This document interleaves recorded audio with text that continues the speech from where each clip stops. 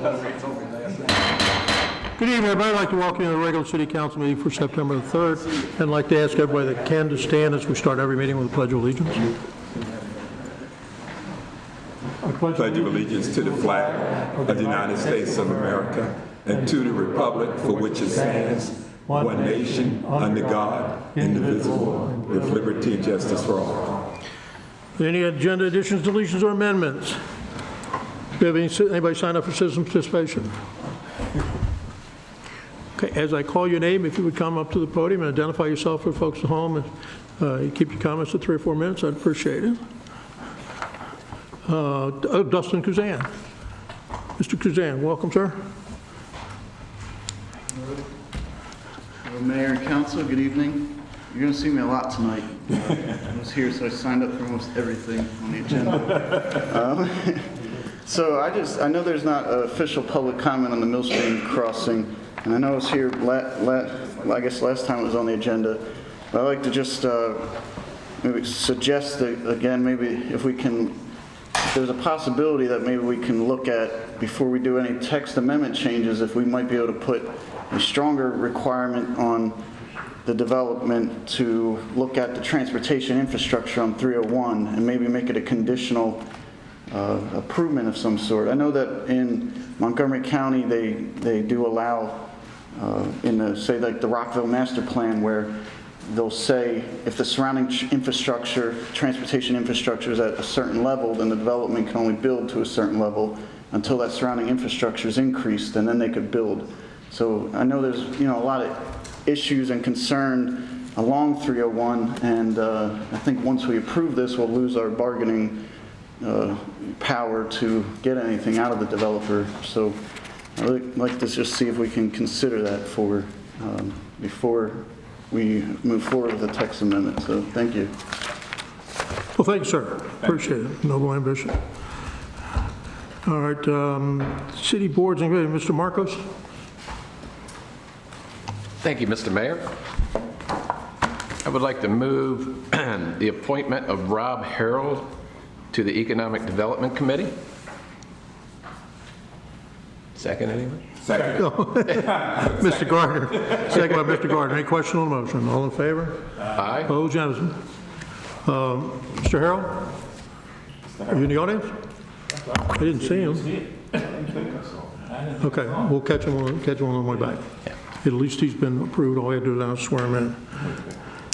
Okay, just a quick thing under council comments. I probably should have done this at the beginning. I just a lot of our friends down south are going through some really tough times at the moment, and just want to suggest to all of us that we keep them in our thoughts and prayers. And I know Dr. Trout and I have been frequent visitors to the Caribbean, and on every occasion I've been there, the communities are great, the islands are great, and the people are terrific. And they've been really battered in some of the islands there. So we should hold them in our thoughts and our prayers as well. Mr. City Manager. Mr. Mayor, good evening, Mayor and Council and citizens of Bowie. City staff has spent most of the summer, among other things, working on work goals and work plans for each individual employee and in particular departments above and beyond what's assigned in the budget, and I'd like to report that that's been going successfully, and that ends my report, sir. Thank you. Dr. Up. Thank you, Mr. Mayor. Mr. City Manager, want to extend the conversation that we had last week, bring it up. We had talked about previously the county is moving forth with legislation which will become effective in October for Airbnbs, and I'd like to see that if we would go ahead and start the ball rolling for ordinance for Airbnb, and we can pass it after the legislation has passed by the county. We had this discussion last week, and I think it would be in our advantage, since we know what's in the ordinance, what is in the law passed by the county. It just won't become effective until October, so it doesn't preclude us from looking at that law and working on it, so that when they pass their law, then we will already be in a position where we can pass an ordinance for same. Yes, sir, we'll begin the writing of that. Okay, thank you very much. Thank you, sir. Does that conclude your comments, Mr. City Manager? Yes, sir. Okay. Our consent agenda items A through D, is there a motion? So move. Oh, you moved? And second by Dr. Trout. Any question on the motion? All in favor? Aye. Opposed? Unanimous. Old business, approval of ordinance 0619, amending the adopted budget. Mr. City Manager? Mr. Mayor, we'd like to introduce ordinance 0719, providing for the sale and issuance of city of... Sorry, No, we won't with that. Oh, my bad. I'm here, Al. Okay, you got it? All right, Yes, fine. sure. We're going to do 06 first? Right. Or 07? 06 Yes, okay. -19. Mayor and council, good evening. Byron Matthews, Finance Director for the City of Bowie. Ordinance 0619 is a supplemental appropriation to the annual budget for fiscal year 2020. This appropriation became necessary because we did not fully execute the contract for the ice arena in the previous fiscal year. My recommendation is to add $24,200,000 for the bond issuance for the new ice arena. That includes the contract bid amount of $21,700, an estimated 10% increase dealing with projects of that magnitude. We normally have some change orders that go through with those types of projects, and the remainder amount is the bond issuance costs. Council, that will increase the revenues in the capital projects fund to $29,761,600.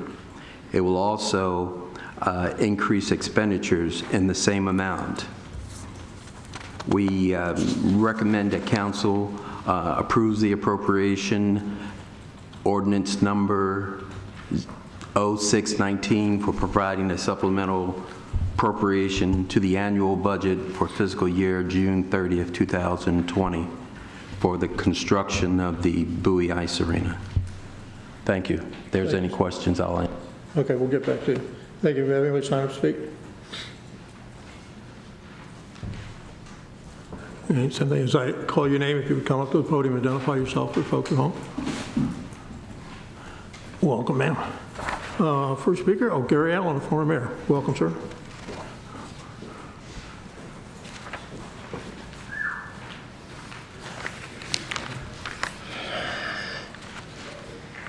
Good evening, Mr. Mayor and Council. The decision before you on this agenda item is one of the most momentous one you'll make in the 4 years you've served on council. And therefore, even though this subject has taken more than 2 years of time on your development because of the process, I want to raise a couple questions about it tonight before you make a final decision and recommend a specific action. As a matter of fact, I'm sure many of you would like to say, let's sit back and move this ahead right now. I've kind of had enough of it. I myself, on many occasions, when I wasn't appearing here on this particular topic, have found myself listening to conversations about this topic as it appeared before the council in more than a half a dozen different meetings that I myself have participated in. And what I've noticed as it's developed, as I'm sure you reflect, is the ongoing lack of consensus that seems to have surrounded many of these discussions in the community as a result of that. The net effect of this process that's continued to unfold over this period of time is that we now are within almost 60 days of the next election. And it's interesting that 18 people have signed up to run for public office and to serve on this council in just a little over 2 months. They are engaged, I think, in what Bowie frequently characterizes as retail politics. They're out there knocking on doors. Some of you are candidates right now knocking on doors. And while I haven't talked to all 18 of them, I have talked to more than a half a dozen. And it's interesting for me to note that very few of those citizens in the conversations I've had with candidates have identified this issue as one of the primary concerns they have about the future of this community. And yet the decision you make tonight will virtually tie the hands of that council that will be sworn in about 60 days, because it represents a commitment of more than $24 million, as we just heard the finance director talk about. And that represents a commitment that is greater than the cost of the building we're standing in tonight, where we're meeting you. It costs less than that, just less than 9 years ago. These all add up to a very significant decision. So what I'd like to urge you to do, frankly, tonight, is not make that decision.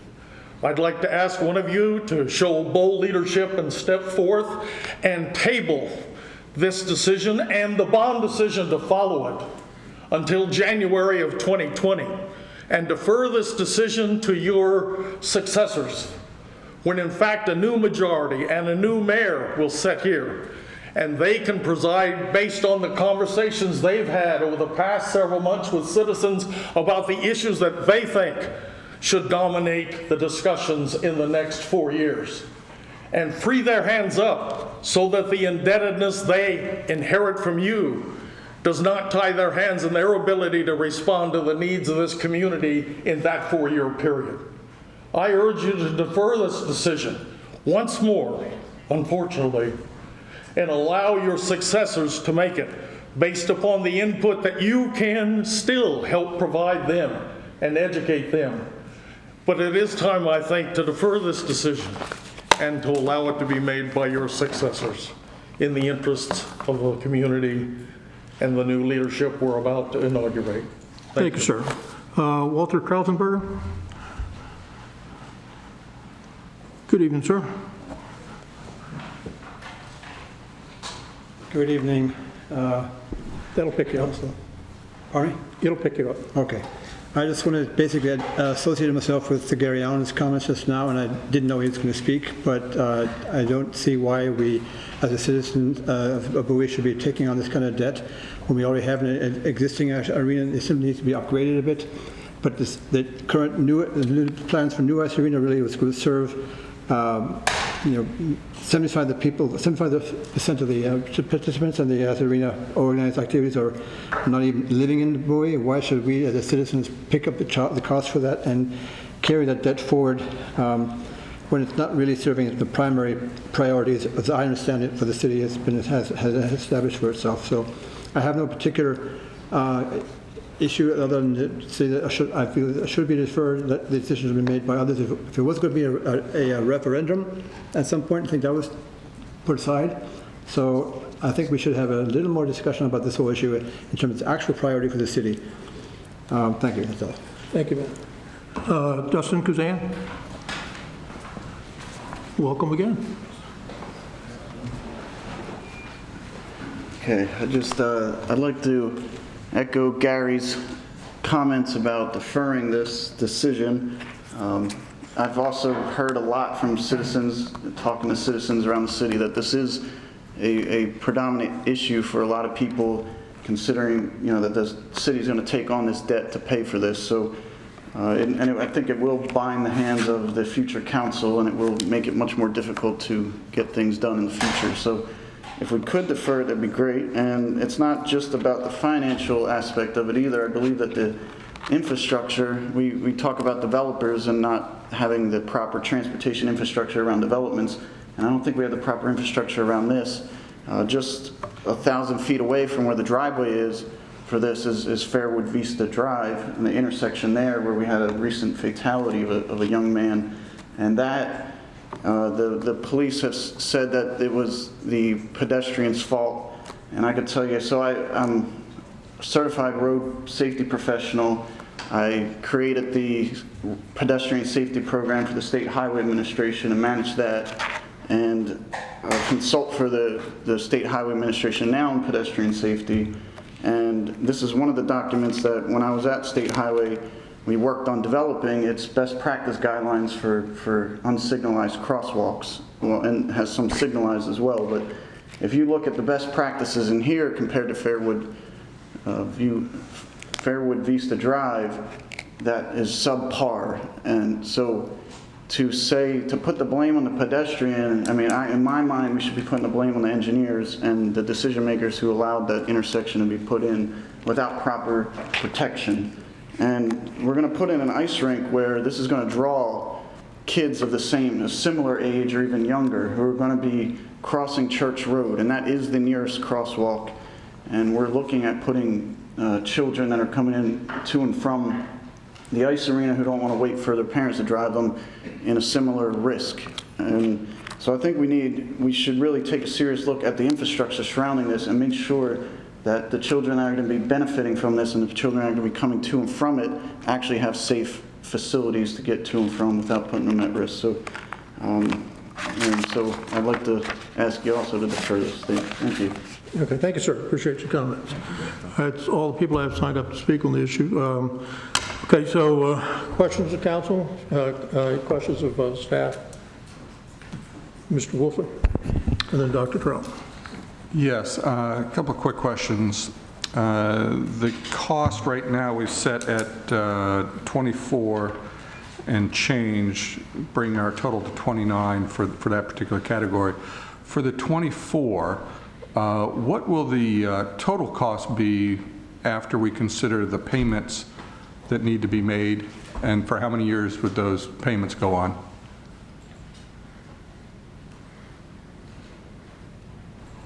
Good evening, Mr. Wolfley. I don't have the total payout of the bond issuance, but the bonds will have a maturity of 30 years. So it's 30-year bonds. So this is, do you know what the tax implications are for that?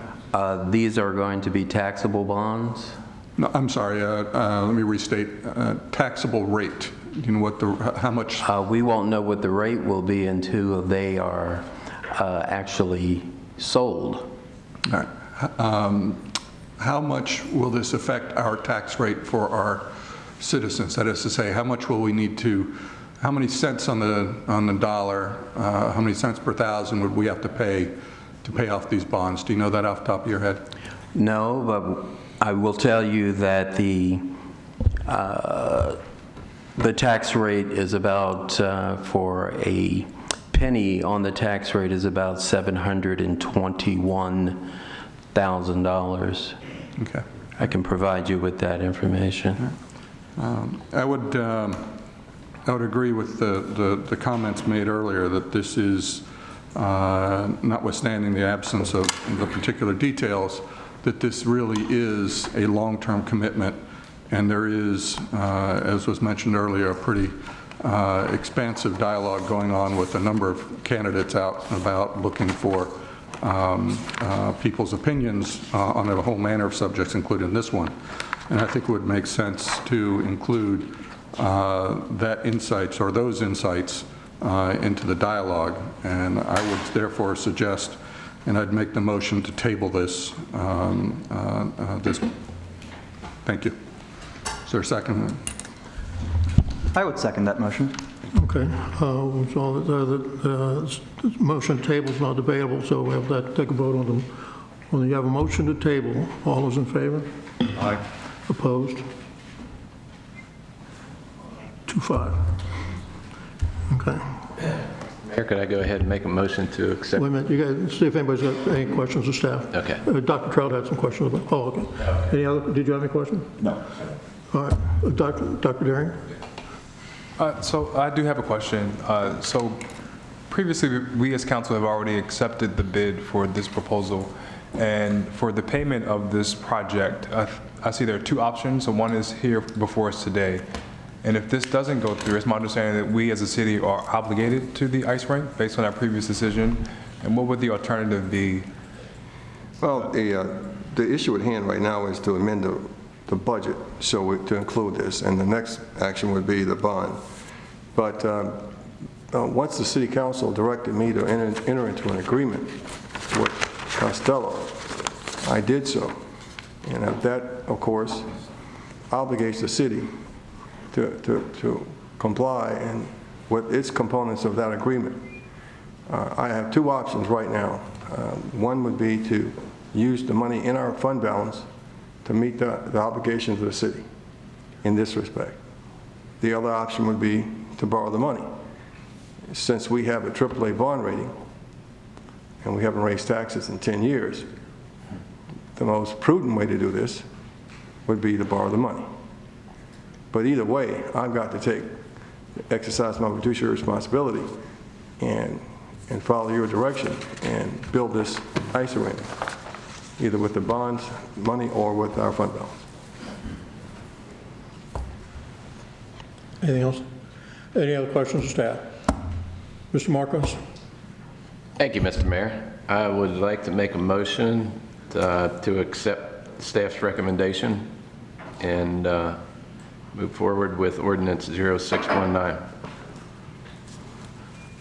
I'd like to second that, Mr. Mayor. Okay, so motion approved and to second for ordinance 0619, amending the budget year for July 1, 2019. Any questions on the motion? All in favor? Aye. Aye. Opposed? 5-2. Item B is the introduction of ordinance 0719. Mr. City Manager? Thank you, Mayor.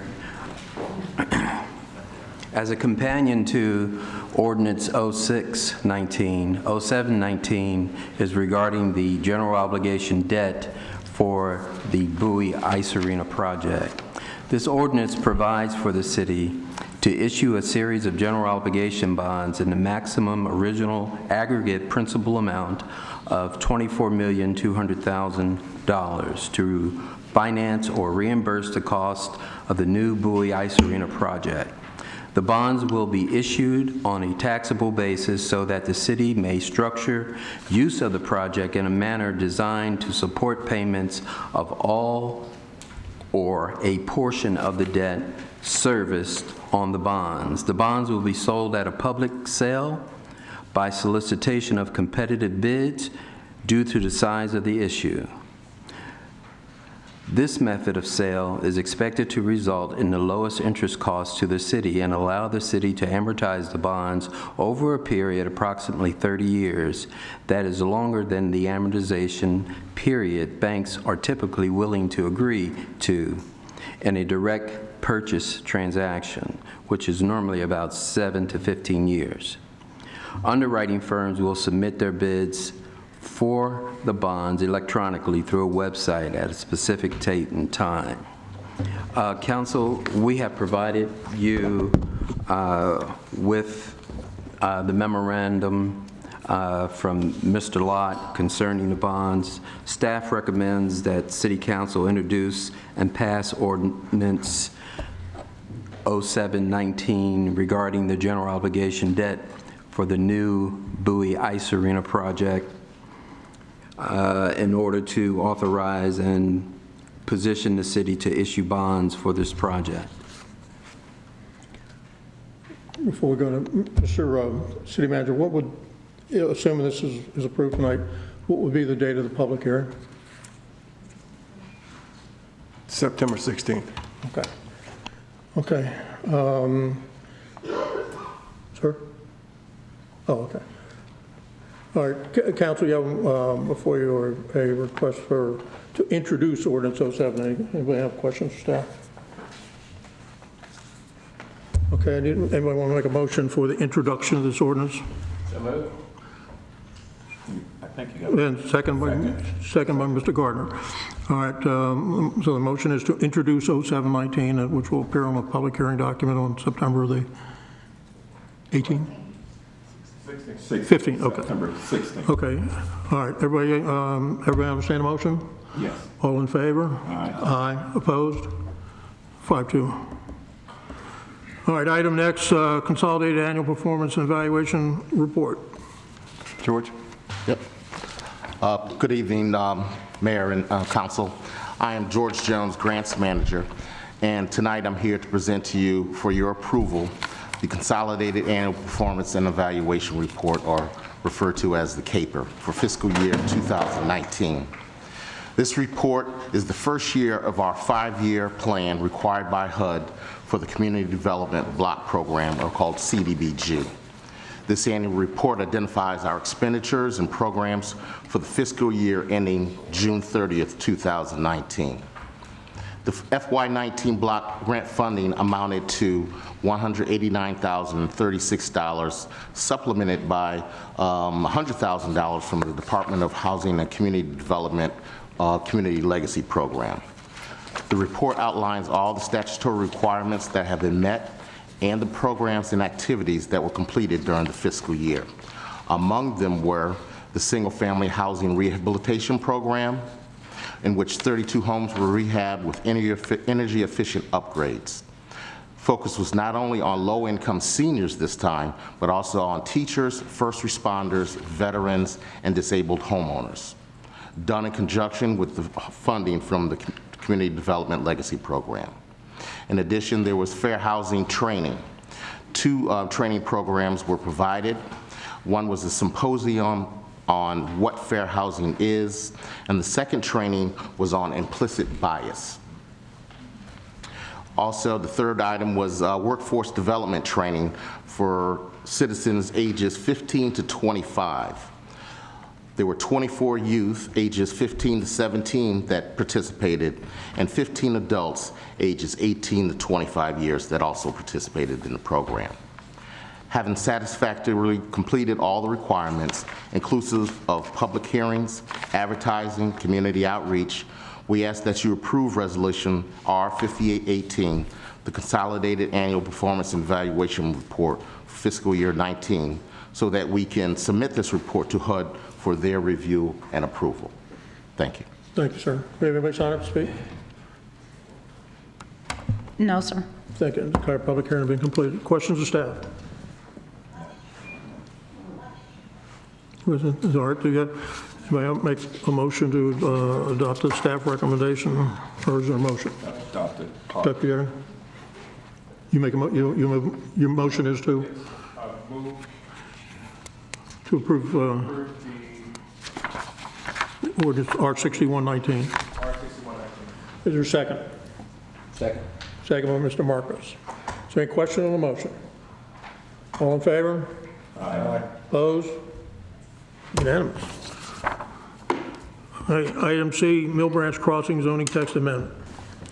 Good evening, Mayor, members of the council. For the record, I'm Joe Meinert, the City of Bowie Planning Director, to introduce this item.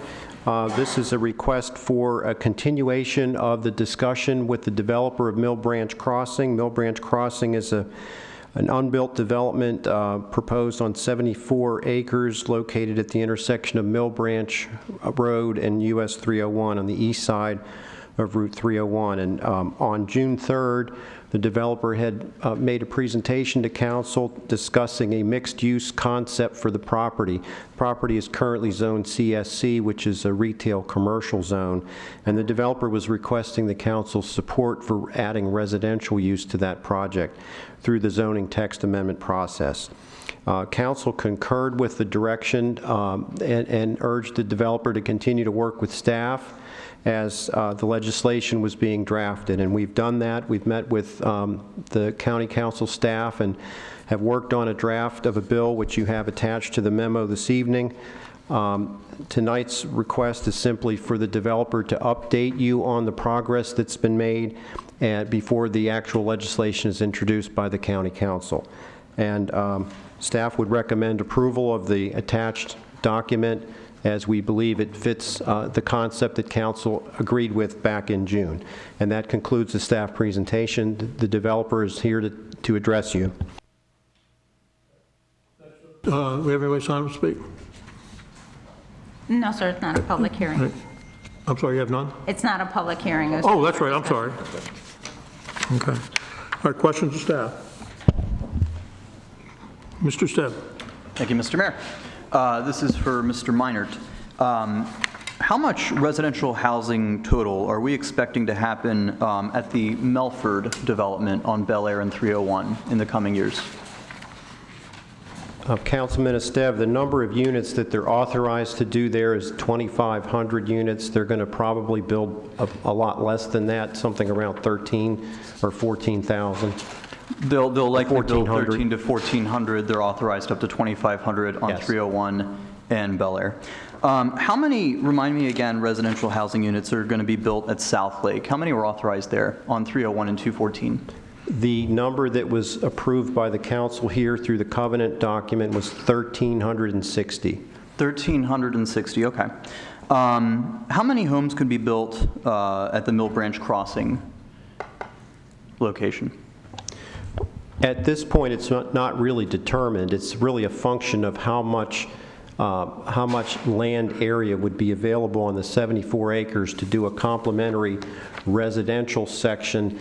They are planning to still do retail development. There are plans possibly to do a hotel or an office building. So there's only going to be a small portion or some portion devoted to residential use. And based on that land area times the type of density that they're requesting, you could then make an estimate as to the number of units. I'm not aware of a specific number at this point. So hotel, commercial, I know their total land is 74 acres and possibly some residential on top of that. 301 has become a source of a tremendous amount of congestion and also quite a lot of fatal accidents on the Anne Arundel County and Prince George's County sides. Mr. Minard, are we aware of any immediate plans by SHA to make any substantial improvements to 301 in the coming years? Well, I know the applicant is here. They can speak to this question, but there are conditions of approval on this project that require dedication of, I believe, something like 12 acres of land from their site for road widening to add a lane to Route 301, as well as for future land, future interchange configurations of the ramps up around the Rips property. So this project is not only providing the land to implement the state's interchange design, but they're also making signalization improvements and adding a turn lane at the traffic signal as well. So those are all conditions of the preliminary plan of subdivision, which was already approved. Okay. Now, they're typically required to essentially mitigate the additional traffic that they would be adding through their development, but typically not beyond that, if my understanding is correct. Yes, that's correct. They have to improve the level or bring the level of service up to 100, and I believe it's 120% of their impact. But aren't required to go further beyond that. We know that with Melford, St. John's is not planning any additional road improvements. Those were already done at 50 and 301, so we're not expecting any new road improvements there. We may be anticipating some with Carrington, but that's not clear what the time frame is for that. As far as I know, State Highway itself does not have any immediate plans for road improvements on 301. So 1,400 new units at 301 in Bel Air, at Melford, 1,300 at South Lake, 301 and 214, an unknown number yet at Mill Branch Crossing, and that does include the 440 at Amber Ridge, also on 301.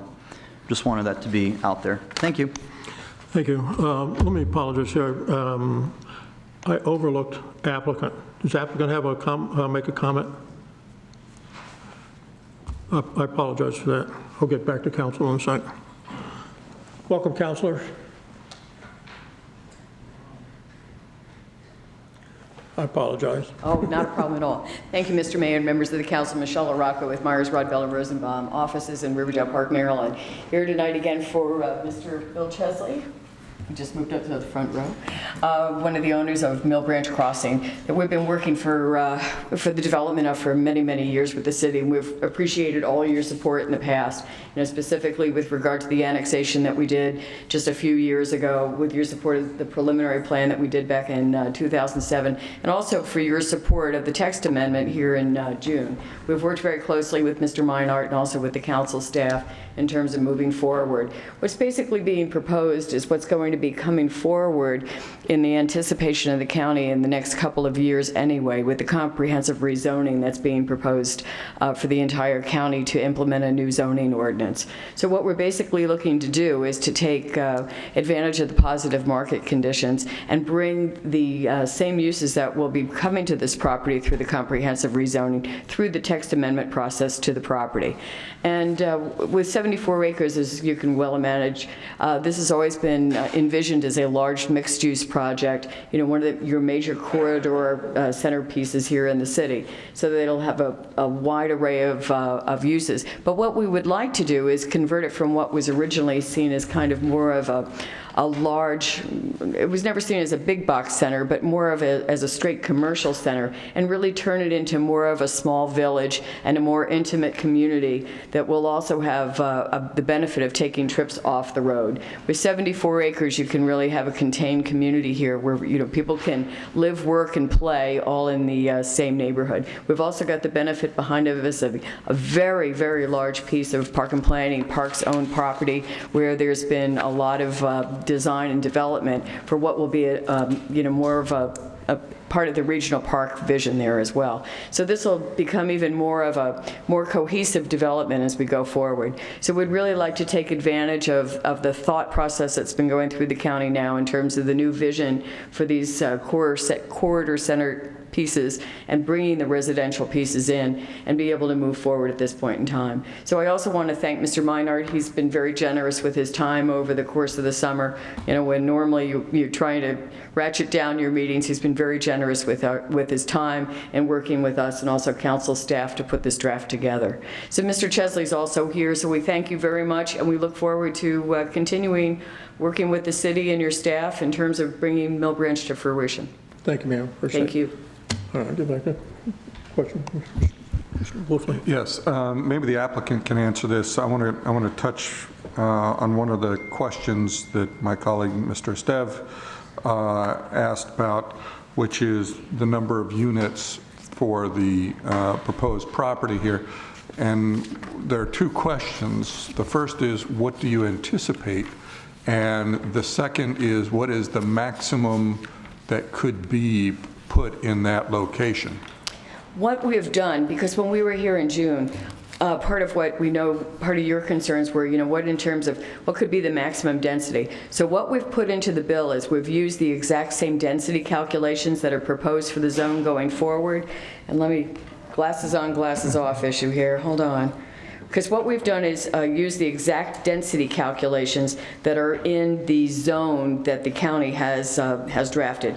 And that is that, let me see. However, in no event shall the number of multifamily dwelling units exceed 48 units per acre, and also the number of townhouse units will not exceed 20 dwelling units per acre. So I also agree with Mr. Meinhardt, this will not be entirely a residential community. We certainly still anticipate a large commercial component. We've always wanted a hotel here because we think it'll very nicely complement the regional park that will come behind us one of these days. Families will be able to come there for tournaments, stay in the hotel, take advantage of the restaurant opportunities that we know we'll have here, be able to walk over to the park. We think part of it will probably be assisted living for the more senior community, so that would be multifamily that would be subject to the 48 acres per acre. We don't see any single family coming here. We think it'll be, the assisted living and also some apartment opportunities, and we think that's going to be contained to a small quadrant of the property. So we have set density limits in conjunction with what the county planners have proposed for the new zone, but we don't have a number for you, but it's certainly, I can assure you, it's not going to be of the magnificent numbers of the projects that you were talking about in other parts of 301. We see this as more of a complementary use to create more of a village at this location as opposed to being just a residential development. So what kind of volume do you need to sustain this mixed use in terms of residents? I mean,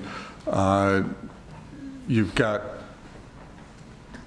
3,500, if I did the math real quick, on the 74 acres and 48 per acre if it was all apartments. So which I assure you it won't be, right. But there's nothing precluding that. Actually there is, because there are two things, there are two safety nets that you don't even have to, you don't have to trust me on this one, which is part of what we're going to need to do with this if we take advantage of this legislation, as we are, of course are anticipating. First, we have to file a whole new preliminary plan of subdivision.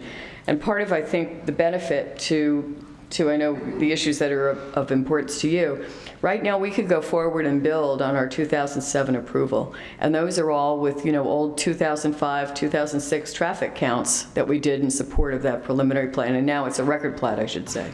So part of the benefit here is we're going to have to file a new preliminary plan of subdivision. It's got to come back to this city. It's got to go to the planning board. And we're going to be required to file all brand new, completely updated traffic studies that take into account everything that's been approved from 2007 to now. So we're not going to be able to get that approval unless we can prove transportation adequacy with that new preliminary plan. And it also has within the language of the proposed bill, on this site we have always had the proposal for detailed site plans for every single building that goes up. We're maintaining that promise, and that's part of the conditions that are written into the bill. Every single use will also have a detailed site plan. So before we get a shovel in the ground, you're going to see us a minimum at least twice and have the benefit of not only the analysis of our experts, but also the analysis of Park and Planning staff in terms of the full review of the project. I appreciate that. I just don't think there's any opportunity at those junctures to actually make a difference in terms of saying, no, instead of 2,000 units, it needs to be 500 or 1,000. You mentioned the 2007. I think at that time it was a big box store type of operation, right? There was going to be anticipation of having the Walmart deal, which fell through. So the nature of this project has changed over the course of time, and so it also opens up that opportunity here, does it not? Actually, in 2007, we did not see Walmart at all. Walmart came in many years later. We only were under contract with Walmart within about the last 5 years. Mm-hmm. So originally, we saw it as a very large commercial center, very much more akin to like the Bowie Town Center. We saw this as being all retail with an office building and a hotel. Then Walmart came to us when they were looking, before retail has changed so dramatically since 2007. I think we see it all just by, reading the paper every day. So that, when Walmart seemed, in their mind, thinking it seemed so logical to them to just move across the street and build a new, up to the minute Walmart. And now even that whole retail vision has changed. Walmart's building smaller. We got all of our approvals. Thank you again, Bowie. Thank you again, Planning Board, Mayor and Council, everyone. We got the Walmart approval, and it was subsequent to those wins that Walmart said our vision has changed. We no longer want to come. And that decision was even upheld in court. But the retail climate has changed so dramatically that, it's not logical to think that this is going to be all retail. And at this location, nonetheless, at this great corner, in this main corridor center, it's also the wrong place for all residential. And that's why we want to do the mixed use and why we want to take advantage of the mixed zone that the county's proposing. All right. So one of the comments I heard was that this is consistent with the future zoning. So this just advances it by a couple years? Yes. In fact, we use the draft zone word for word in terms of crafting this bill. And that was the advantage of bringing in the county staff as well to make sure that Mr. Meinhardt and I were correctly drafting the legislation. Okay. All right. Thank you. Thank you. Yeah.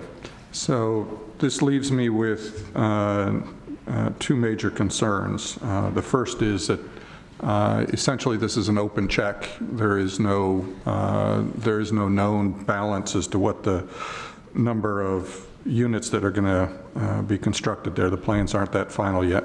Yet we're being asked to endorse a plan to advance this a couple of years so that the development will happen a couple of years sooner rather than later. And in light of the traffic issues that Mr. Esteve alluded to earlier, I see no reason why I would want to advance my problems for all the traffic and all the attendant problems that the traffic brings, the added density, the added people. This makes no sense to me, and the idea that I'll get a couple bites at the apple later when I can get a chance to indicate what I think of the site plan doesn't help much either. I mean, that to me at that point it's picking out alignments and what the building facades look like and the arrangements. I don't find that in any way reassuring.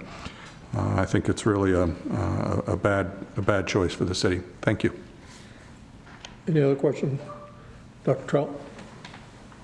Thank you, Mr. Mayor. Mr. Chesley, how you doing, sir? Can I get you to come up to the microphone? I have some questions to ask you. Now, based upon our meetings that we've had in the past, I'm going to go over some items that we discussed, make sure that these items are still on the drawing board, that we're still in agreement with them. The first item was we agreed, we don't have covenants, but you agreed that we will have covenants on Milburns. That's still good? Yes, sir, as we discussed. Right. And in keeping with the covenants, we also agreed that you were going to get together with the residents and also city staff and to help in the formation of the covenants. Is that still agreeable? Yes, we would do that also when we apply for or prepare our preliminary plan for reconsideration. Okay. And your counselor stole my thunder, but that was item number 2.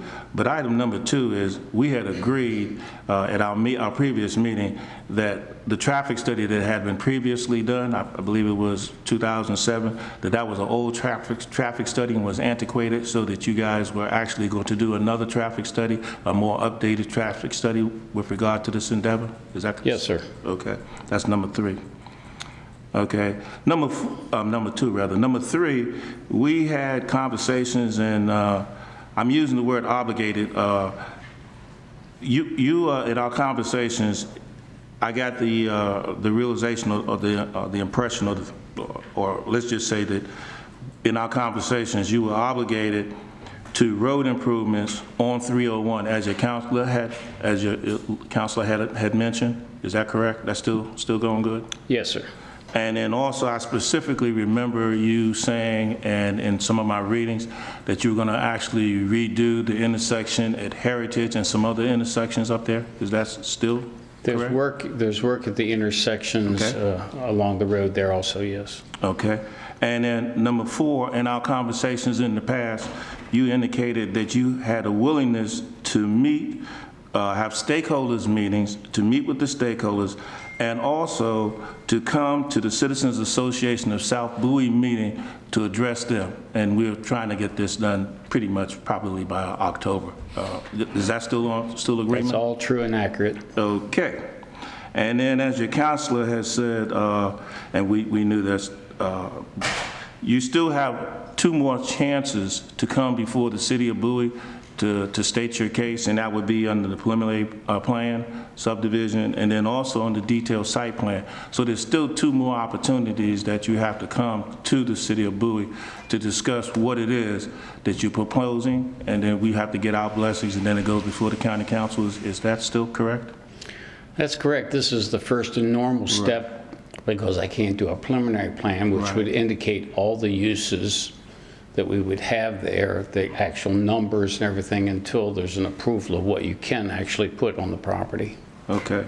Is there anything else that you want to add that we're looking at? Maybe I forgot some of the things that you had discussed with us. I have them on my notes on my iPad, but I just wrote them down here, before the discussion. I think have I missed anything? I think you're asking me to be my own worst enemy. No. But thank you, Mr. Chair. I just wanted to get that cleared up for the council, let the council know that some of these things are already in works, that we have covenants which are going on at Carrington, and also the covenants on Carrington is also talking about increasing 301 going northbound, which was not required by the county. And here again, the Heritage Road improvements, those were required by the county. But the covenants, those requirements were made by myself as on behalf of the city and the residents of the city. That came direct, is that correct? That's my understanding. Okay. Thank you very much. Any other questions? Mr. Trout, Dr. Trout, I'm sorry. Thank you. Any other questions? Okay. All right. Thanks, sir. Thank you, sir. All right, council, then you have before you a recommendation from staff to approve this text amendment application. What's your pleasure, Dr. Trout? Have a motion? I move for the approval of the text amendment. And I second. Second by Mr. Gardner. Any questions on the motion? All in favor? Aye. Aye. Opposed? 5-2. Bowie Green Team Proposed Action Plan. Thank you, thank you. Good evening, Mayor. Joe Meinert, Planning Director, here to introduce this item to you. This is the briefing from the Green Team Executive Committee, and their chairperson, Ms. Sue Rivera, is with us tonight. One of the significant points of this briefing is to review and provide to you the Green Team's 3-year action plan for the next 3 years. This is important because the Green Team comes to you each year with a budget request asking for council support for their activities. And this Green Team action plan, the 3-year plan, will lay out those activities that they've come up with for the next cycle. So at this point, I will turn the presentation over to Chair Sue Rivera and take it away. Well, thank you, Mr. Meinert. Good evening, Mayor and Council. It's lovely to see you as always. And I know you're wondering what that little cup is in front of you. I'll get to that in a minute. For those of you out here and at home, I have provided each of our council people and the mayor with a little cup of dirt. And I'm going to make a point about that. So at home, stay tuned. Oh, it is my pleasure, as always, to brag a bit about what our very enthusiastic and dedicated group of volunteers does on an annual basis. You will see through the slides, you're not going to see everything that we do, but this gives you the overview. And to address the continuation of the sustainability plan, of which we're a ginormous amount, in concert with the staff, because the staff they have their requirements as well. But you can see here, the picture on the immediate left is the beginning of a demonstration garden behind the senior center, which on the right is what it looks like now that it's mature and growing.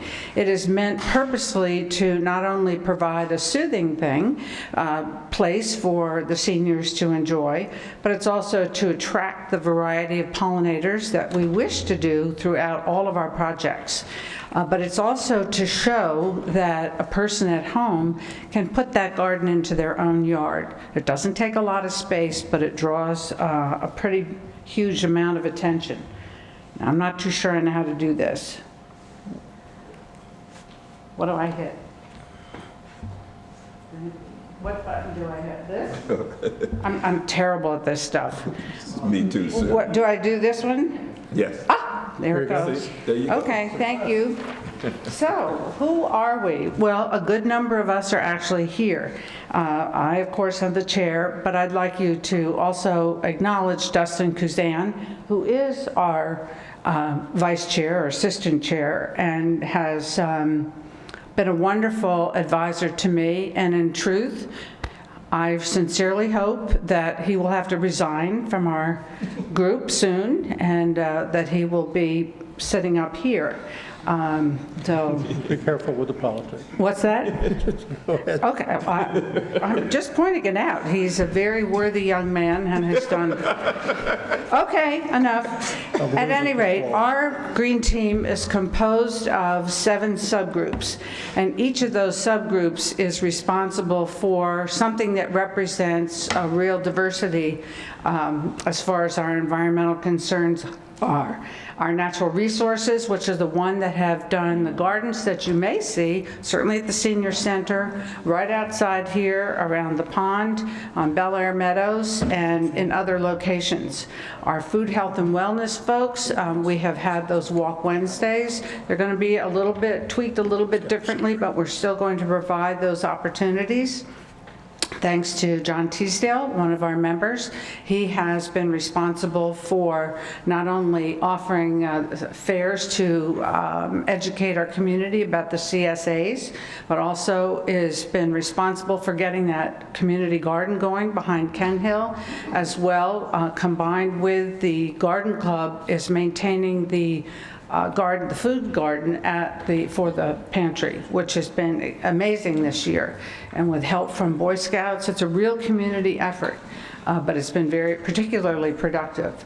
And we have our energy subgroup, which has hosted seminars on solar stuff and is promoting the EV technology. they've really coming to life as the alternative for sustainable energy are being looked at. The green schools, which I happen to oversee as a retired educator, we have 12 schools in Bowie that are currently certified as green schools, as the Maryland State program to do that. We have one school which is not yet certified, and Dr. Trout, that's in your neck of the woods, C.E. Reig. They have a new principal down there. It's one of our 2 special schools in Bowie, Chapel Forge being the other. And recently, in the last couple of weeks, we have a new principal at C.E. Reig who is just wonderful. And there's a whole new spirit in that building, and a group of us representing even the high school students from the Garden Club and the Green Team. We completely redid their courtyard, so they have a peaceful place for their teachers and their students who have great needs. So hopefully you'll be able to stop by and say hi to Mrs. Blake. Maybe you and I can go together, because we Sure. have the same setup at Pointer Ridge Elementary School. Yes, yes. And maybe we can get Principal Dr. Stevenson. Stevenson to go along with us Now and I know take I'm losing pictures. control. Yes. Yes, well, actually, we borrowed somebody from Pointer Ridge to come over and work with C.E. Reig to help advise on the pond development. So it's a wonderful community thing that we have going, and we'll find that through working in the schools, and October 10th, we have our first of 2 forums for this year, and it will focus completely on recycling. With all the rumors about, well, China is not taking anymore, and people in Bowie think, well, does that mean I should stop? So what we're looking at is to clarify, especially for the schools, because they are county entities, but they live in Bowie, and we have Bowie services them, but they have county rules, and we want to get that all straight. And we'll have a little bit more about composting and the whole food waste program that our Ashley Armentrout is spearheading as our staff. Then we have the multimodal access in public spaces, again from Dustin and his group who are here, and they'll talk more about that in a little bit. We also have our Bowie Gardens for Wildlife, and you will see a sign in a moment that will show you that as a result of years of work, getting well over 200 homes certified by the National Wildlife Federation, as well as other entities, businesses, and the schools, that we as a community are certified nationally as a wildlife habitat. And that's a really big deal. And if some of you were here several years ago, we had the big celebration about that. And Jackie Lord, who chairs that subgroup, is here, and we annually have our backyard habitat tours where we in our homes try to inspire others to adopt these principles of native plants and the whole cycle of life and that whole education piece. So. Then we have our outreach group, which has been known probably most for the annual event celebrating Earth Day, which where we've had speakers. We had Doug Tallamy, who's internationally regarded for his understanding of how the whole cycle of nature works. And Michelle Balfe is responsible for that. And with the art show in the schools, it's a real nice. You can see that we have a broad range of things that we do. So I'm going to move on to the next page. Here we go. I'm not going to read all of this. Our mission is evident through our work, I will say that. And for the continuing with the sustainability plan that we're required to do, we will continue what we're doing, but enhancing it and meeting the needs of the times. And that's simply said, but it's essentially what we're doing. What is notable is that we continue to exceed the minimum requirements. In fact, we usually well exceed them. So that's kudos to all of us. However, we also need more volunteers. And so if anybody out there listening or watching is interested in joining us in this myriad of components of our environment, we welcome that. We always need that. September 16th is our next meeting. We welcome people to attend at 6:30. And I have to stop at this and say a particular thank you to Darian, who has, as a new council person, came right to our meetings, not even our dedicated person.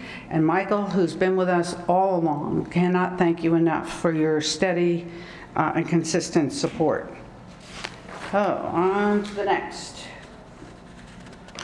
So this is a listing of the different events that we are usually seen at, known for. The Weed Warrior Workdays, and if any of you have gone to the Playhouse at White Marsh, maybe you've noticed how the trees look, and they might even, some of them look funny with the dead ivy hanging. Well, English ivy is an invasive plant, and it puts its tendrils into the trees and kills the trees. So our weed warriors, that's our primary target, has been the White Marsh Park, to make sure that all those trees continue to live. That's one of our very public things. We've had hundreds of volunteers working on this project. Recently, they've added the Bel Air Meadows, which is also another place where we've had put in natural garden. I'm not going to go through all this, but each of us does things that the public can participate with, especially at the Bowie Fest or International Festival. You know, we especially like to bring, for the International Fest, we'll bring the monarch butterflies, which always draws kids. We'll have the horseshoe crabs, which people say, how are they international? Well, you have to come and find out. So, moving on. The spring is when we're the busiest, because that's when things come anew. And this is just pictures of us. This was the Memorial Day Parade, that particular picture, and the different banners and all that advertise all of that. So I'll just leave it for a minute. I know it's not easy to read, but it's, and we love this new sign that we have that's on the bottom left here. Even though it's not perhaps the perfect placement, it's still impactful, and people are remarking, because one of the problems that we have, and I know you all know this, is the communication, to educate our community. How do people know what's going on beyond social media? So this kind of sign has really helped. Now, the next page. This is a listing, and again, I don't expect anybody would read it or possibly not be interested, but it's the litany, which I've been mentioning, of all the things that we're required to do. Just having a green team is one of the requirements. And certainly through this whole thing, I have to compliment Gary Allen and the EAC, because we work in tandem closely. In fact, we now have an annual retreat where we work on our budgets together, because they're the researchers, we're the doers. And we put, you know, there's no reason for them to be saying one thing and us to be doing something else. So we work in sync together, and that is coming up in October. So this is, you know, all the good stuff, what we always strive to do, you know, do all these things. But this is where I point out these signs that you see where it says Community Wildlife Habitat, City of Bowie. There are currently 3 up. And these are in places that are notably sustainable. But this is the demonstration to the community that we are a city is a certified habitat, because of all that I mentioned before. And this gentleman in a picture with Ashley Armentrout and myself is Mr. Bumbles, who is the Maryland Secretary for the Environment. And this was Ashley and me receiving this award on behalf of the city and the work that our green team does. And finally, and I think Ashley did something very funny. We'll see if it comes up. But this is a phrase that she has that I think is really, really good. And for those at home, it says, "Never doubt that a small group of thoughtful, committed citizens can change the world. Indeed, it's the only thing it has." So for that, well, when Ashley showed it to me, she had me spinning around. So I don't know where that went. But a few other comments before I close. And I'll still get to the dirt. I am concerned that there's an apathy in Bowie for what's going on with the environment. And I would bet that you, like me, wake up in the morning and just go about our business and take things for granted. It's like you go to the supermarket and you may not love broccoli, but you know it's going to be there. And whether it's in season or not, we take so much for granted. We cannot do that. And we need leadership that cares about this.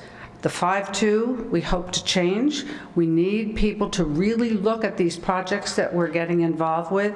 And I'm naive to this, so I admit that. But when there is a consideration for development or a new proposal, is there a checklist that talks about air quality, soil quality, now we'll get to the dirt, and all the other qualities, the infrastructure. You know, you talk about the water, it's like the Jesuit, can we give them water? No, you know, that sort of thing. So I'm really hoping that with new leadership, that we will definitely have at least more publicly a checklist that we can review these things. We're in trouble. This earth is in trouble. I mean, ask the folks in the Bahamas how their lives are. It's pretty awful right now, and we're just lucky that we don't have that. So, in that studying of looking at our leaders to be, those of you who are running, I urge all of us to really research the records of our people who comes to these council meetings. There are people who have filed for leadership that have never voted in a city election. So please pay attention to that. Okay, now the dirt. This amount represents, and what I've given to you represents a handful of dirt. I mean, you can put it in your hand if you like, but it's just symbolic. But do you know what is in this dirt? I mean, you look at it and, you know, you see different things, but do any of you really know what's in a good, healthy amount of handful of dirt? Looks like a lot of good organic material. What's that? A lot of good organic material. How is it organic? Good organic. Oh, good organic material, yes. There's no chemical in here. You know, Mother Nature did not bring Roundup onto this planet. There's a reason for that, because it's already here. If you mow a lawn, leave the grass, if it's not tainted, that's the food. It's the leaves from the trees. Leaves are the tree's food, and we gotta encourage people to rake them back around their trees. But what's in this dirt? In a handful of dirt, there are over 1 million living things. They're interconnected. They're families of microscopic creatures that make this soil work. So if you've got decent soil, you'll grow decent food. So when the presenters a minute ago talked about shovels in the ground, think about shovels in the ground. When you put a shovel in the ground, what are you taking away? Developers take the topsoil. What do they do with it? Do they sell it for their own profit? I don't know, but we put up homes. Think of the Levitt homes. Initially, they were left on top of clay. How hard is it, or how easy is it to grow anything in subsoil? So that's another consideration for all of that. So with that, I thank you for your time, for your money that enables us to do what we do, and for keeping in mind the good dirt. I've got the dirt on the dirt. Any questions? We may have some, do we have anybody sign up to speak on this? If you could have a seat, Mr. Rivera, we may get back to you. All right, same observation, as I call your name, if you would come up to the podium, identify yourself for folks at home. Do you still want me, Mr. Mayor? Yeah, I want you to have a seat for just a second, because I got 2 people who are going to speak and then may have some questions for you. All right, Mr. Allen and then Mr. Kuzan.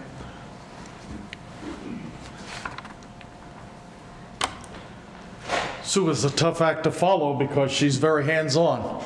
You might actually say a little bit of dirty hands, which is a good thing, because one of the best programs that this community has embraced in the last decade is the Sustainable Maryland program.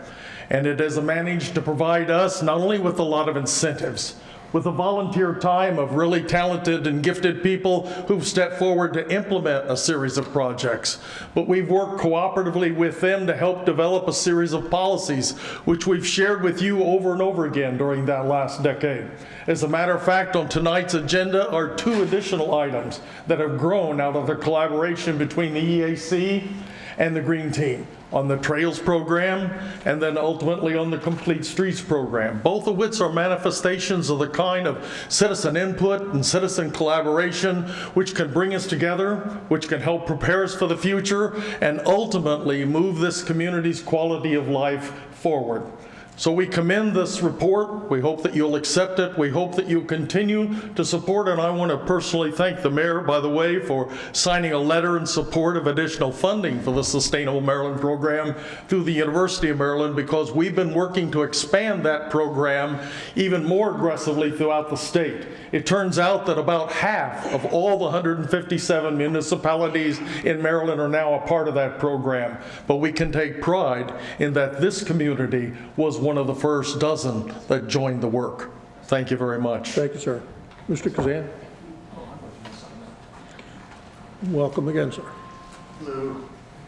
I'd like to just show my support for the 3-year action plan and ask the council if you can take it very seriously and consider moving these strategies forward as much as possible, maybe even going beyond this. And maybe you're not into the environmental aspect of it, but I've been hearing a lot of stuff on the radio lately, especially two articles just today driving here on NPR about how the environment and climate change is having an economic impact on communities.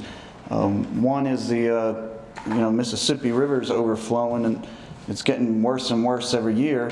And we've seen this in Ellicott City with the flooding and all, and that's a result of not paying attention to these little intricacies that Sue's been talking about. And the other episode, or the other article, was about the heat index, or the rising temperatures in Baltimore in the inner cities, particularly in areas of poverty where there's not tree cover. And because there's not the trees and the grass and the dirt and all to absorb the heat, it's 10 degrees hotter in the daytime in some of these areas than it is in the adjacent neighborhoods that are wealthier, that have tree coverage. And then at nighttime it's 22 degrees hotter, and you're seeing people suffering with health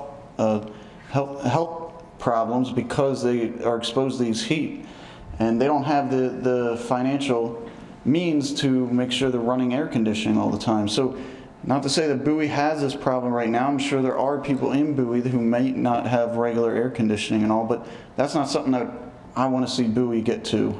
So I'd like to prevent that from ever happening. And so please support these efforts, and please keep in mind it's not just environmental impacts, also economic impacts as well. So thank you. Thank you, sir. All right. That's all the people I have signed up to speak. Council have any questions for Mr. Rivera? Mr. Wolfley. Just a quick comment. Thank you so much for all the work that you and the entire team does. I think it's a wonderful addition to the community. It's not just about making the place greener, but it's also about bringing the community together, seeing all the people that do work together on these projects. It really is encouraging to see. And John, thanks for your work on the community garden up there, but more importantly, thanks for your work on the garden for the food pantry. And I know Verna has a little bit to do with that too, but I think these are opportunities that anybody at home would like to reach out and touch base. Please feel free to do so. This is a great opportunity. Lots of things that really help improve the quality of life for a lot of our citizens, including some that are less fortunate than we. So thank you. Dr. Trout. Thank you, Mr. Mayor. So thank you for the report, and let's see if we can get together so that we can go and meet the new principal. And then I know I have to go talk to Dr. Stevenson about another issue, so we might be able to see if we can get Dr. Stevenson to have one of her staff members accompany us. And then I can take some pictures of the forest that they have over as you come in on the right-hand side of the school to show to folks at the other school. Okay? Okay, thank you. Any other questions?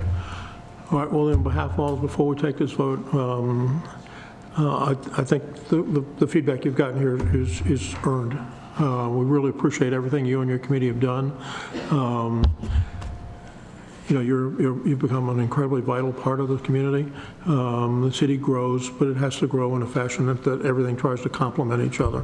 So we really appreciate the enthusiasm, the effort, and the creatures. I think we've had a lot of people come by and leave things behind. I will collect But it. I don't know that I've ever had anybody come up here and leave me creatures and critters. The comment is that within the county, Bowie, and this is out of the mouth of the man who's in charge of the school programs for the 202 schools in Prince George's County, that they look at Bowie as the star in the county for all the green that we do. You will make a motion? Okay, all right, council, you have a motion to approve or to support the Green Action Team's 3-year sustainable plan. Mr. Stepp? Yes, Mr. Mayor, I'd like to move that. Second. Moved and second. Any question on the motion? All in favor? Aye. Opposed? 6-0. All right, item next is the City Trails Master Plan. And everybody should have a book. Good evening, Mayor. Joe Meinert, Planning Director. I'm here to introduce item E on your agenda this evening. This is a public hearing item for the city's Trails Master Plan. Our consultant, Mr. Jim Klein of Lardner Klein Associates, is here to make a brief presentation and answer questions about the plan. This plan was a major planning department objective for fiscal year 19, and so we're hopefully going to conclude that with this public hearing and future council action to approve the plan. Staff recommends that council conduct the hearing this evening, and then if there are any additional comments or direction that council wants to provide, we would intend to make those changes and bring the plan back with a resolution for approval at your next meeting. Okay. And so that's the direction we'd like to seek from council, and at this point I will turn it over to Mr. Klein. Welcome, sir. Good to have you. Thank you. Thank you. Thank you, Joe, as well. See if I can do this with the same degree of talent as the previous. So I'm just going to quickly go over. I think we had a briefing back in June with the community in this room. And we are kind of down there at the end, as Joe mentioned, at the draft council. The plan is based on a lot of public engagement that we've had, trail planning workshops, which the MAPS subcommittee of the Green Team was heavily involved with, and we appreciate that input. So I just want to talk today a little bit about the results of that effort, the network that's recommended, some of the system design ideas, and then a little bit about the implementation. And it's right on target here. This did come right out of the sustainability plan. It was 2 big items in that plan about improving the city's walkability and expanding trails for biking, hiking, and family walks into a safe, interconnected network. And that second bullet really has become kind of the vision for this particular plan, is to try to transform all the individual segments. You have a lot of great little trails, and we're trying to connect the dots as part of this plan so that you can get longer and better and more interesting experiences out of that. I'm just going to walk you through a little bit about the components of that plan and how it has evolved. The Bowie Byway is the kind of primary north-south network that is the result of the planning effort. It's that magenta color there, the purple. As part of that, there are also some natural surface trails as well as hard trails that are included. There's also a set of secondary trails that are loop routes that go and connect up with the shopping areas and some of the other features of the community destinations in the community. And there's also a secondary natural surface, which I'll speak to shortly. Oops, what happened there? Yeah, I got the wrong button. Let's see.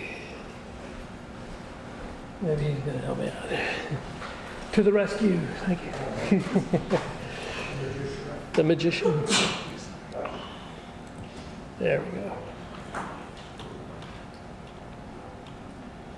That's right. It's the right one here. Perfect. Okay.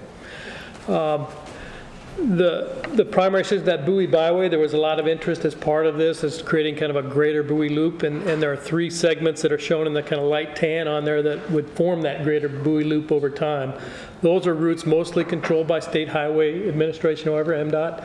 And so when those 301 improvements get made, we're leaving it in this plan so that you can use that to help gain some of the pedestrian and bicycle facilities that should parallel those 3 routes.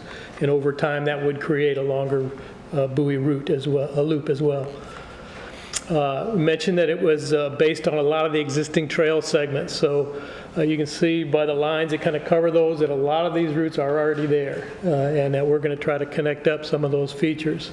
That might be like the segment along Collington Road there, or it might also include features like on Racetrack Road, which are going to be planned or improved and already scheduled to be planned and improved.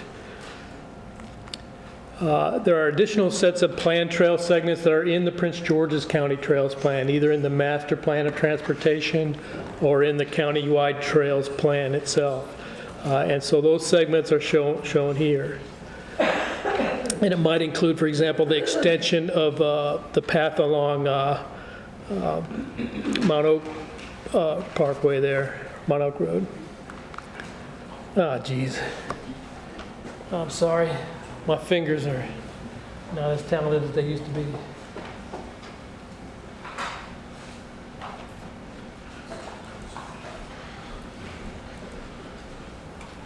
I'm getting better. Yeah, I might just use these arrows here, maybe that'll work better. And there are also pieces of the trail system that need to be added back to the plans, and mostly that's the Collington Branch Trail System that you see in the picture there. That used to be in the plan. We need to ask him to put it back, and we've talked with the trail planner, and he's agreed that if the city wants to add that back, it ought to be put back in their plan. And there are also linkages then to the various destinations. So to get to this trail network and system, if you want to go from schools or shopping areas or neighborhoods, these linkages are included in this plan and are an important part of it. So the system itself includes a lot, these new sections of natural surface trail. Originally, those trails were taken out of that Collington branch because when those natural surface trails were designed along flood-prone areas, the trails didn't have as much talent in the design world as we should have brought to it. As a landscape architect, I'm speaking on my own behalf there. But lately, we figured out how to really design those trails much better. And those 2 sections of the Collington branch and the Patuxent River trails present 2 great north-south systems that would really be an asset to the community and residents that live here. As part of the system, there's also recommendations to enhance some of the bicycle lanes that you have there. Right now, there are no bicycle lanes in Bowie. There are no marked bicycle lanes, not even on the state highways. And we would like to see that some of those routes that are on-road bicycles be converted to bicycle lanes, and that use some of the more sort of aggressive approaches at marking those lanes, like with the green paint on the top, so that as you come to an intersection, you can really see where the bike lanes are. And a couple of key places out there, like Pin Oak Parkway would be a great opportunity for that, or the network from Kent Hill Drive to Bel Air Drive up to Stony Brook Drive is another system that would be suitable for that use. And I mentioned really starting on Pin Oak Parkway, and why I do that is because there's nobody that really has driveways on Pin Oak Parkway except in those 2 areas that are circled red there. So this would be a good first demonstration project for what these enhanced bicycle lanes could look like. Where if people wanted to continue to park there, you could transition to those park lanes and it would become a shared route again for those sections where the parked cars are. Ideally, if nobody's using those areas for parking, nobody wants to use them for parking, then you can move ahead. But it can be done either way, and sometimes it can be a kind of a contentious issue, but I think it can work either way on Pin Oak Parkway. Second group of safety measures that probably you have less control over than you like are the major arterials and getting across those arterials. That involves working with MDOT SHA on trying to cross, especially Annapolis Road. The safety measures, I think Mr. Justin's you have your own expert on this, and he's been help us out here. But better signals and at the major crossings, for example, walking over to the Bowie Bay Sox. We went to a wonderful game there this summer, but I wouldn't dare walk across 301 to get there, so it would be a short game. So, but I have to watch it from my hospital room. But I believe as you evolve on 301 over time, that kind of crossing would be perfect for a place like that, or on Annapolis Road as well. And these hybrid beacon signals are much more visible. They can either be pedestrian activated or they can be part of the regular signal system. And another element to that is, again, that green paint, using that green paint through those intersections for any on-road users so that they have their space allocated for bicycle use through the intersection. And then changing the way the signals operate. And again, I don't know that SHA is ready for this, but they're getting a lot closer. A lot of jurisdictions are starting to do it. You look like in the city of Alexandria, for example, they now have leading pedestrian intervals that the pedestrian walk sign comes on first, and then the traffic gets their red to green signal through. So if you're turning right on red or whatever, you already have the visibility of the pedestrian in the crosswalk. Also shortening those crossing distances when you have the great big radii that were common in the 80s and 90s as we designed our subdivisions and commercial areas. We need to shorten those either by putting a median in the middle or changing the radius back to a smaller radius. And that will all improve the safety of getting across those intersections. A third kind of component that there's many other ones, but this kind of comes out on top is really thinking about when attracting people into your business communities, into the business centers and retail areas. You have a great WB&A trail. You have the East Coast Greenway. Lots of people going through Bowie, but getting them to stop in at Old Town or in other places in your community is a little hard because there's nowhere to park your bike. So you can work with, and we recommend working with the business community to get to kind of business-friendly, bicycle-friendly businesses designation program set up and going. Involves getting more parking in almost urban trailheads where people, when they're coming to town, they have a place to park their bike. They might have a place to even fix their bike on some of those stations that are available. And the plan addresses much of that. Another component that's a priority really is then giving this system an identity. We've been calling it the Bowie Byway, because it has that nice alliteration, but it may be as you move forward with this that you can begin to brand this in whatever way you think. If it's the Bowie Byway, it's fine. Here's some examples. For example, Orlando's Urban Trail, bicycle boulevards in Berkeley are other ways that they do that. And you can then build that brand into the signage system and give it a much more visible presence. And we like to see that that be a top priority in implementing this system and just making sure that all the safety measures at the intersections and the thing works well, and then begin to market and brand it as you move forward. And you're not very far from being able to do that with the route that we've identified. And looking at the way that the plan would be implemented, there's a number of recommendations that are on City of Bowie streets, Pin Oak Parkway certainly being one, and then connecting all the dots around the town center here on your own streets. There's county roads like Mount Oak Road or Mitchellville Road where additional measures are needed to create that network, and that again working with Prince George's County on that aspect of it. And then there are also state roads that I mentioned on the crosswalks and crossings, and then county parkland. Another of the passive trails are all on county parkland. So that's the sort of main components. The plan's a lot bigger. I don't want to take up a lot of time. Tonight I just want to hit the highlights, but I'm happy to take questions, or others want to speak to it. I'll step aside. But I thank you very much. I thank the Green Team MAPS committee members that really contributed a great deal to this plan. So it's very helpful. So thank you. Thank you. Mr. Meyer, summary? You have anything else? Do we have anybody sign up to speak?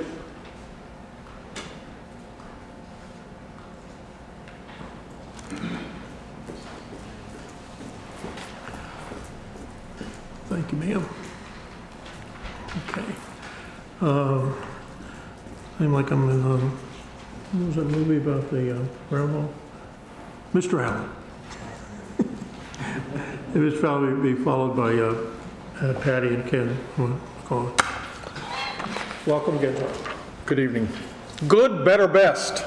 Never let it rest till the good is better and the better is best. That helps characterize the way in which the Green Team and the EAC and the citizens that have brought forth this plan tonight and supported the actions of staff to develop this plan have worked on it. We had a good plan. You saw it dated back in the early 2000s. And this step is to help make that better.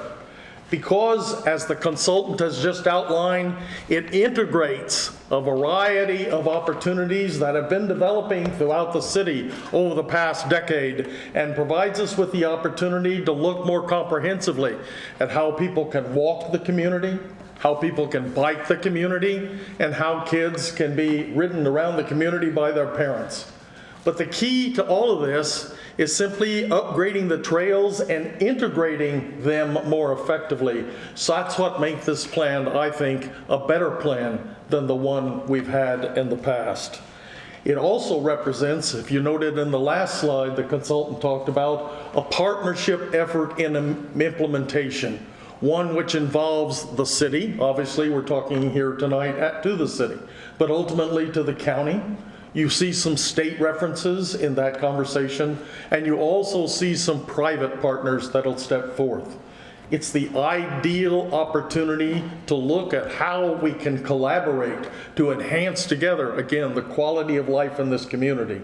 And I'm very pleased that the EAC and the Green Team and that the citizen group that grew out of it, chaired by Dustin, has helped bring this idea forward, and the staff has embraced it in collaboration with your support of this consultant.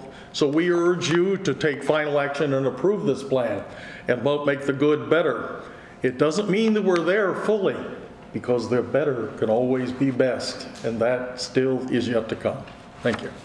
Thank you. Patty and Ken, welcome again. Hello. Good evening. So, first I want to express my thanks to the mayor and the council for funding this activity.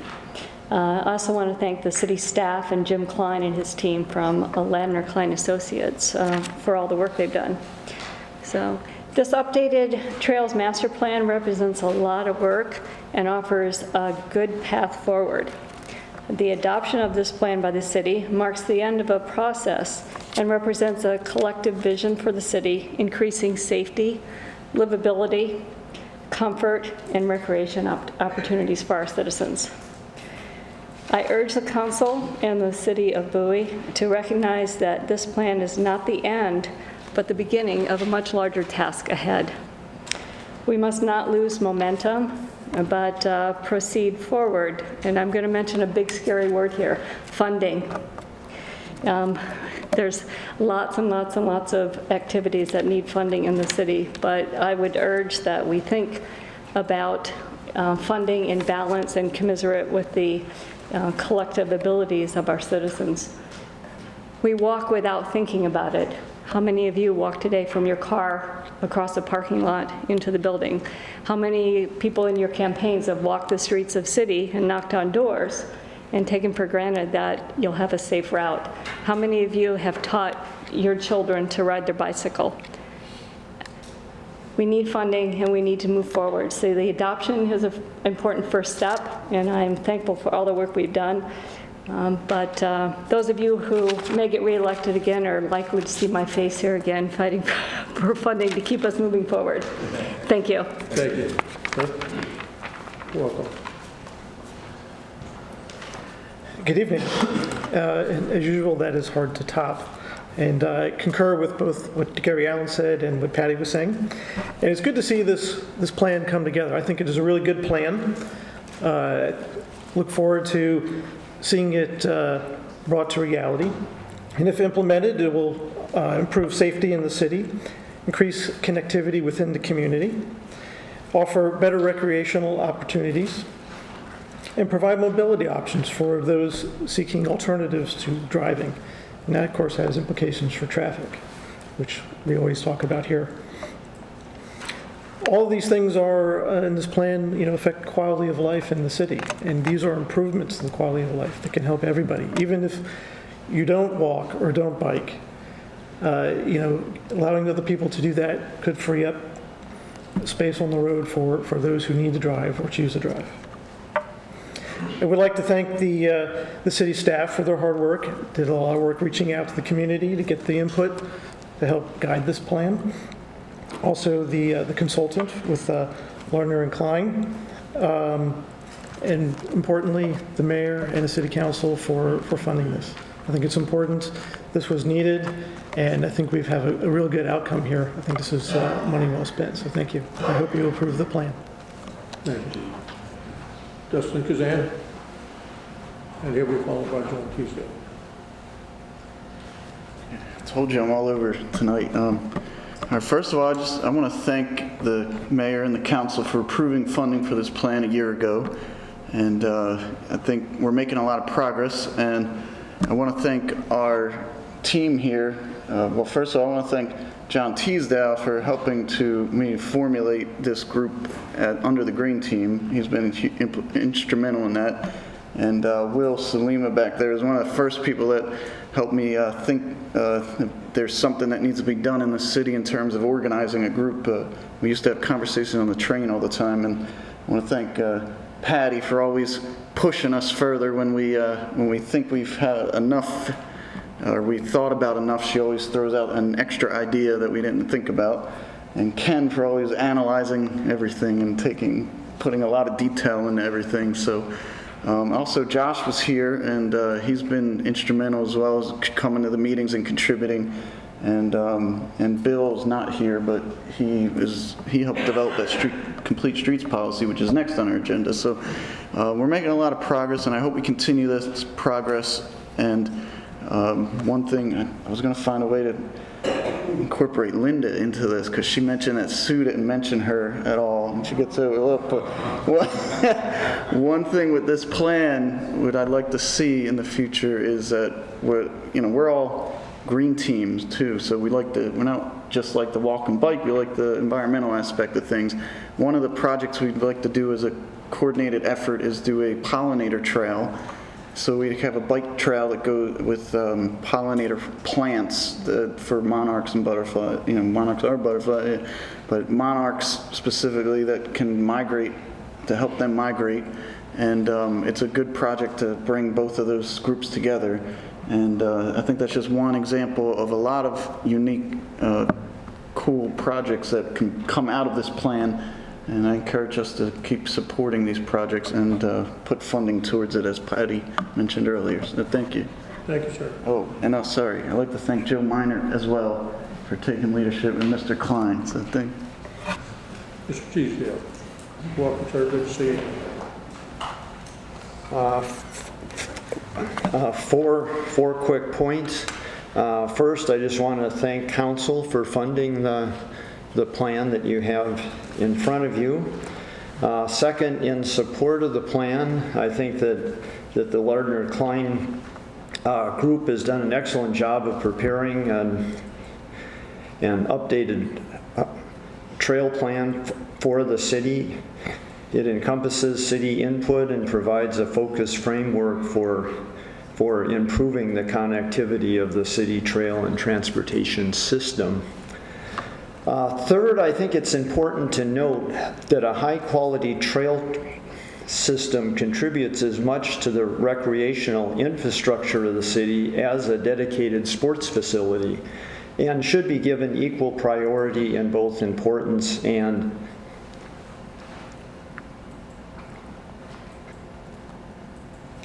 maintenance.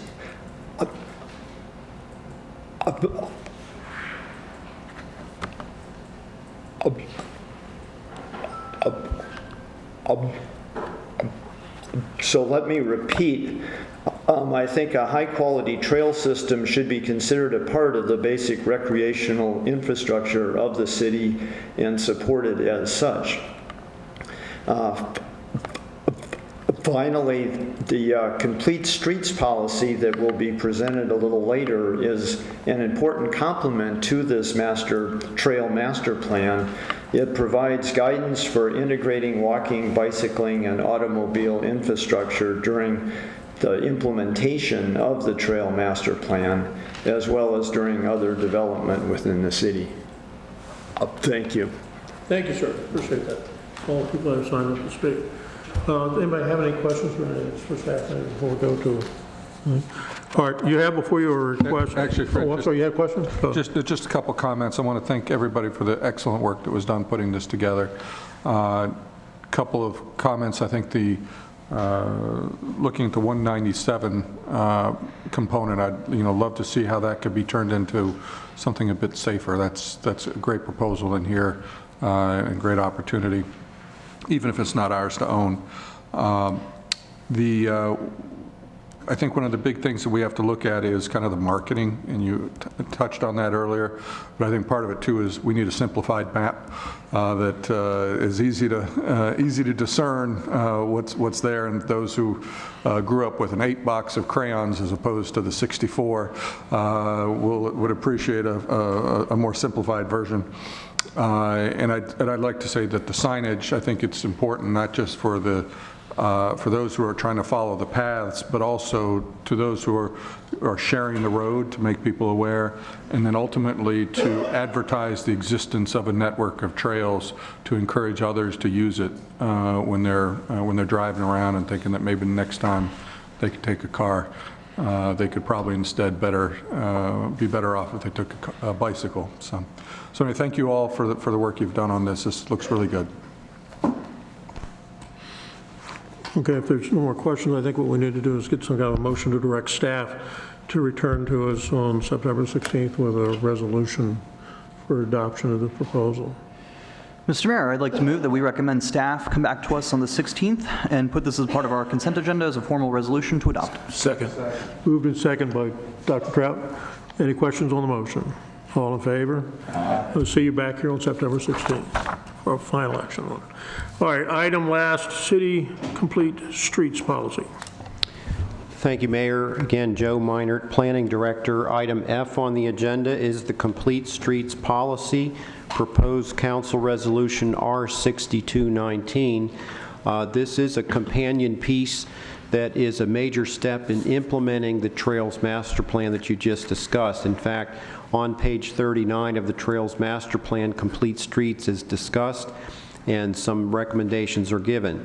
R6219 will actually adopt a specific policy for the city that will direct within the first 6 months after its approval that the city staff create an implementation plan for developing the actual complete street strategy. And there's a specific delineation of those duties in R6219. In addition to that, as an interim step, the city staff is recommending that R6219 include an endorsement of Exhibit A, which is the Prince George's County Urban Street Design Standards. That would be an interim step to allowing our design standards to conform more to Complete Streets policies than they do today, knowing that as the work undertaken by the staff committee over the next 6 months, as that gets underway, the output of that process would involve creating specific design guidelines that incorporate the best practices for city streets. And so the R6219, as you have it there, includes Attachment A, as I mentioned, the Urban Street Design Standards, which we would be incorporating by reference, and Exhibit B, which is at the end of the document, is the Complete Streets Policy. This includes a vision, goals, definitions, and a policy statement, as well as principles to be used as we endeavor to create a complete streets network in the city. This policy was recommended by the Environmental Advisory Committee, and we did work with the MAPS subgroup on the content of the policy, and we believe it reflects the desires of those groups. And again, as with the previous agenda item this evening, we're recommending that council conduct a public hearing this evening on R6219, and if necessary, direct any additional revisions to staff, and we would intend to bring back the final resolution on your consent agenda on September 16th. That concludes the staff presentation. Okay. Everybody sign up to speak?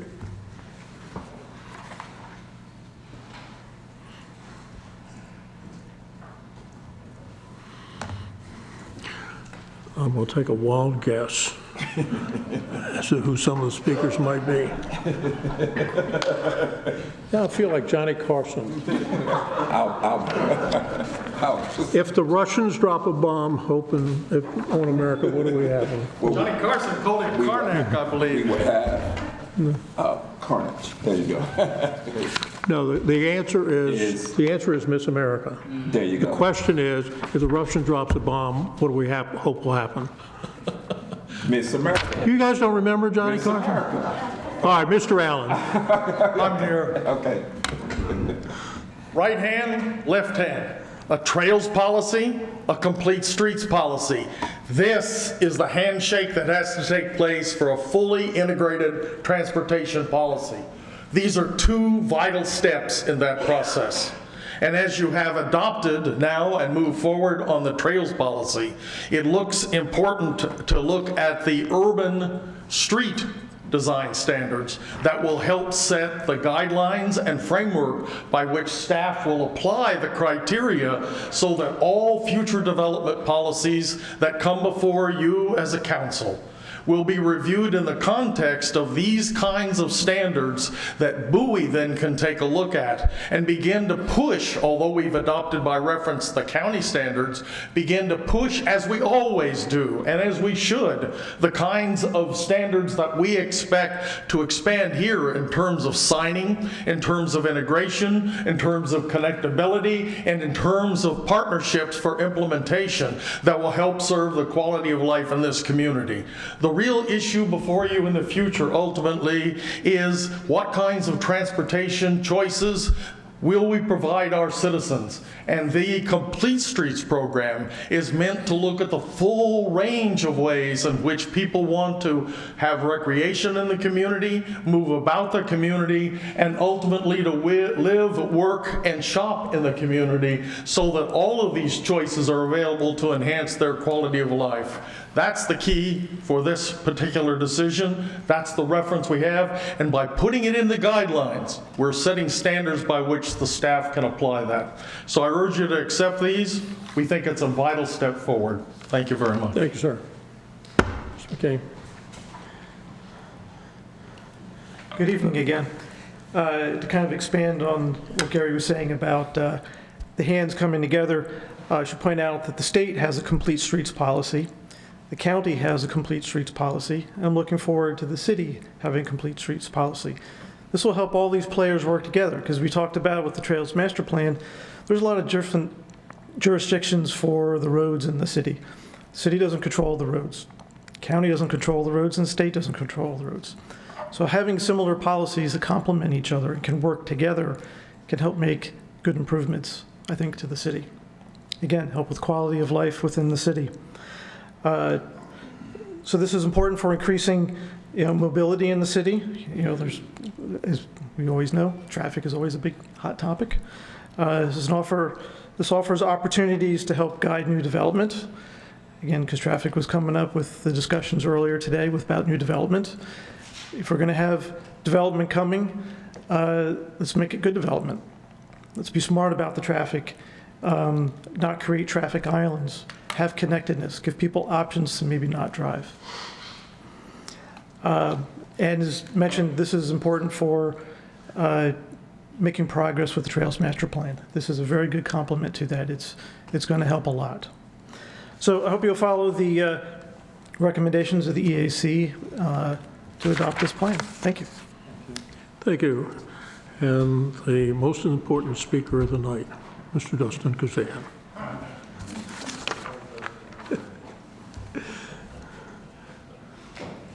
This is the last time I'm going to be up here, I promise. All right. So complete streets it's a hot topic word, kind of. It's a sexy word, maybe, but maybe it's not. Maybe it scares people. It used to scare people, actually.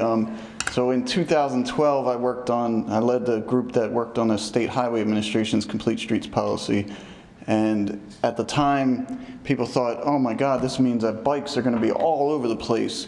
And we're going to have to build bike lanes everywhere, and people are going to be getting, the bikes are going to be in the way of the cars, and then we're going to have to build crosswalks at every intersection. And blah, blah. So they were freaking out, and the group, we basically drafted a policy that was like 3 simple statements that said, we support complete streets.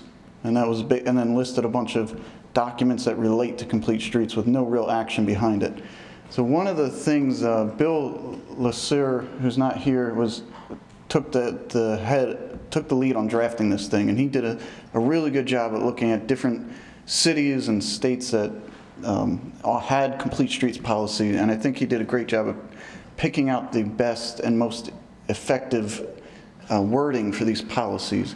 And one of the key things here is it has that 6-month period that Joe talked about that will allow Joe's office to decide what this actually means, because it could mean we put bikes everywhere, or it could mean, in my mind, what it means is that, for example, that crosswalk that's right by that community center on Stony Brook, that's next to Marketplace, the crosswalk, you guys know what I'm talking about, right in front of the community center there. That is a really long crosswalk, not very visible to drivers. I don't ever see any drivers stop for pedestrians trying to cross there. But there's so much room there that we could easily put in a median refuge or something, and we don't even have to do concrete with that. We could just put some maybe flex posts and some paint. And I think this complete streets policy allows us to start focusing on those small scale improvements that make it a lot easier for people to get around. It doesn't mean that we have to go all out and do all this stuff on every road. It just means that we have to be more strategic and committed and make smarter investments. And I look forward to what Joe would propose in the next 6 months, and I think his team will do a good job at putting something together. So thank you very much. Thank you, sir. Any questions before we go to motion? Okay, hearing none, I just want to make one. Oh, I'm sorry, Dr. Trout. Thank you, Mr. Mayor. This is a question to Joe, Mr. Meinhardt.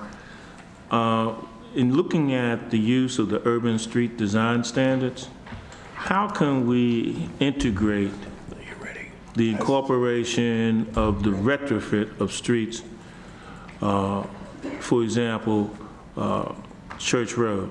Because Church Road is a very winding, narrow road, and it's an accident waiting to happen. So if there's anything that we really need to look at urban streets design, and here again, if we want to go according to what they're saying, retrofit the streets, I think that's one that needs to be retrofitted. And here again, I would strongly suggest that we put that in the transportation priorities going forward to the county, because this is an accident waiting to happen on Church Road. I agree. All right, thank you. Any other questions? Totally. Okay, before I go to ask for a motion to convert this into resolution form for our 16th September meeting, I just want to say again how much we appreciate all the combined work that goes into this. I know sometimes it's challenging, sometimes you have different ideas. The only observation I would make is I just wish you guys could find a way to kind of come out of your shell, develop a little bit of passion and a little bit of enthusiasm and a little bit of commitment to get these things done. All right, with that, can I get that kind of a motion to? Yes, you can, Mr. Mayor.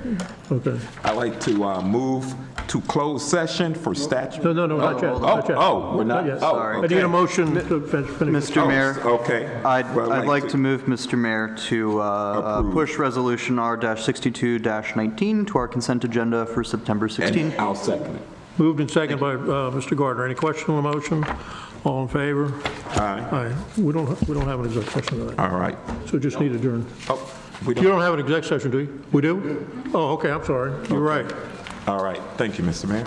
All right, I'd like to move to closed session, statutory authority to close session, State Government Article 3-305B7, to consult with counsel to obtain legal advice on a legal matter. Second.